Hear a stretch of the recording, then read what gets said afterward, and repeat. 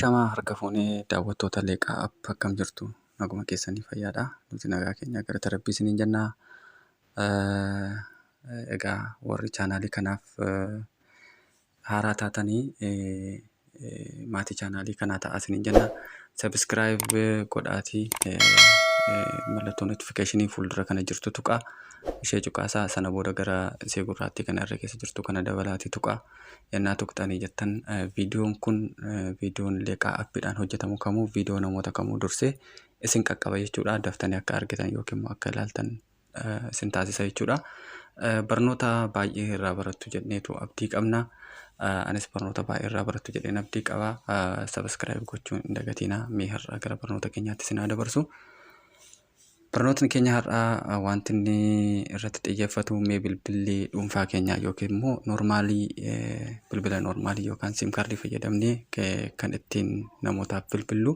Bilbilli keenya yeroo namaa bilbillus ta'e yeroo namni nuu bilbilus ta'e hakii ta'eera yookiin immoo xalafameera moo hin xalafamne namni biraa nu caqasaa jira nu dhaggeeffachaa jira moo nu dhaggeeffachaa hin jiru waan jedhu adda baafachuufidha jechuudha. Furmaatni isaa maali waan jedhu irratti xiyyeeffata. Akkamitti yoo xalafameera ta'e irraa balleessuu dandeenya, ofii keenyaallee akkamitti kan namaa hidhuu dandeenya wanti jedhu hin jira. Garuu barnoota keenya har'aa keessatti akkaataa itti bilbila namaa hiitan isin hin barsiisu. Garuu yoo isin jalaa hidhamee jiraate yookiin immoo isin jalaa xalafamee jiraate akkaataa ittiin ofirraa balleessitanii fi baduu isaa immoo deebistanii akkamitti akka mirkaneeffattan cheekii akkaataa ittiin gootan isin barsiisa jechuudha. Garuma barnoota kanaatti haa dabarru. Jalqaba irratti paadii yookiin immoo bakka tuqanii bilbila keessan irraa hin tuqxu jechuudha. Ergi tuqxanii booda xalafamee jiraachuu fi jiraachuu dhiisuusaa koodii kana galchitu jechuudha.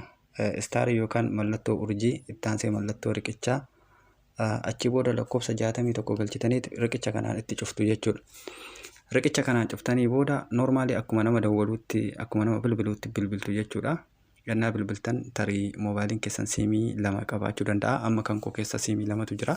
Lamaan isaa irratti iyyuu dabareedhaan hin cheekii godha koodii kana galchuudhaan jechuudha. Isinillee akkuma kana dabareetiin yoo siimii lamaa fi isaa ol keessaa qabaattan cheekii gochuu qabdu jechuudha. Amma fakkeenyaaf siimii isa jalqabaa kanarratti nan yaala. Okeen jedha. Yeroon okee jedhu baay'ee ajaa'iba namatti tolaan xalafamne jechuudha. Hundi isaatu hamma jalaatti nootti foorwaard jedhee jira jechuudha. Akkuma argaa jirtan kana jechuun bilbilli koo nama kamiinuu hin xalafamne jechuudha. Siimii inni jalqabaa jechuudha. Siim waaniin jechuudha. Mee amma immoo gara siimii isa lammataatti isin dabarsa. Okee jedheen duuba deebi'a. Istaar jedhee akkuma ammaatitti jechuudha. Irra deebi'ee maslaalii jedhee yookiin immoo mallattoo riqichaa kana tuqee jechuudha. Lakkoofsa 61 achi booda riqicha kanaan itti cufee nan bilbilaa. Siimii jalqabaa irratti siim waanii irratti yookiin siimii tokkoffaa irratti yaaleera waan ta'eef gara lammataatti hin darba. Mee asirratti bilbilee sinaa agarsiisu. Baay'ee nama ajaa'iba jechuudha. Bilbilli kun akkuma argaa jirtan asirratti lakkoofsa kanaan xalafamee jira jechuudha. Na jalaa butamee yookiin hakii ta'ee jira jechuudha.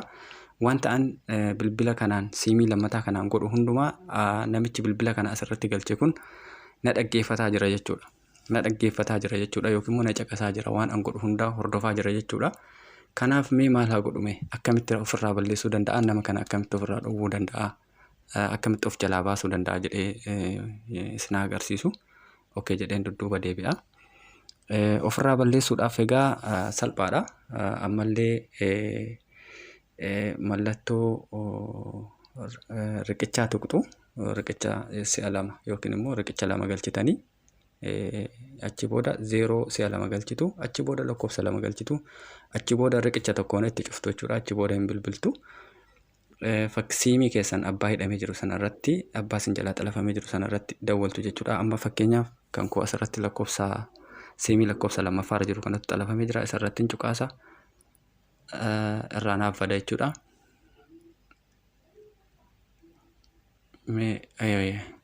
Akkuma amma argitan kana call forwarding all erasure was successful jedheera. Kana jechuun maanni hundayyuu irraa badanii jiru yookiis immoo irraa badee jira jechuudha. Mee okee jennee dudduuba deebineetu irraa baduu isaa immoo mee akkamiin deebisnee cheekii goona yaadachuu qabdu. Koodii sila ittiin jalqaba galchine sana galchineetu mee isa sila lakkoofsa sana fidi lakkoofsa sana deebisee fidamoo hin fidu waan jedhu cheekii goona jechuudha. Star jenneetu masilaalii jennee yookiin immoo riqicha jenneetu 61 jenna deebisnee kanuma sila galchine jechuudha. Isa kanaan deebisnee mallattoo riqichaatiin itti cufnee hin bilbille jechuudha. Mee sila siimii lammaffaan kun haakii ta'ee ture mee deebisnee isarratti dhoofnee ilaallu irraa baduusaaf hin banneessaa jechuudha. Baay'ee ajaa'ibaa akkuma argitan not forward jedhee jira hundi isaa gubbaa hamma jalaatti jechuudha. Kana jechuun irraa bilisa ta'ee jira jechuudha.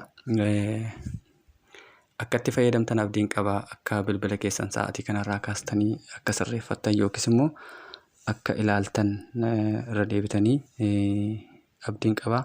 Keessumattuu namoonni baay'een jaalallee isaanii yookiis immoo haadha manaa isaanii akkuma kanallee warri shamaraallee abbaa manaa isaanii yookiin immoo jaalallee isaanii hiriyaa isaanii ittiin hordofuudhaaf waan kana fayyadamu kun immoo karantaanitti nama geessa. Akkaataa ittiin kan nama biraallee xalaftan yookiin hiitan isin barsiisuu nan danda'a. Yoo fedhii keessan ta'e komentii jalatti yoo gootan isin barsiisuu nan danda'a. Ammaaf garuu kanuma yoo hubattan yoo hojiirra oolchitan gaariidha jedheen yaada. Ammuma hojiirra oolchaa viidiyoo kana ilaaltanii akka xumurtaniin jechuudha. Barnoota faayidaa qabeessa waan ta'eef jechuudha. Subscribe gochuun dagatinaa maatii chaanaalii kanaa ta'a barnoota dabalataa argachuudhaaf jechuudha. Waan na caqastaniif waan na daawwattaniif galatoomaa.